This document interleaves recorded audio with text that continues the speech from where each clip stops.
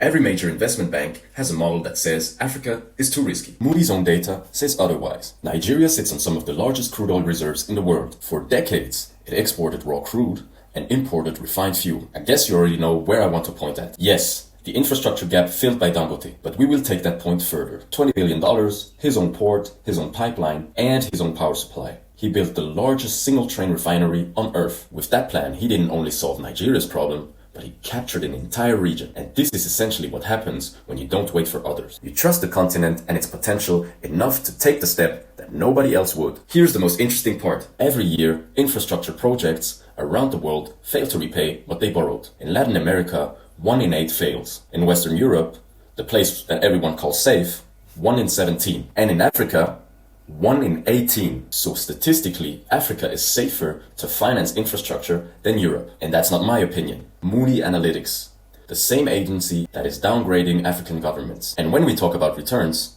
Africa figures to be the highest. And that not by a small margin. The fundamental conclusion we have here is that African infrastructure was never the risk to begin with. The risk was to trust people who have never been there to tell you about it. Every week, I break down what the data actually says about African markets, so you can form your own view. Check the bio.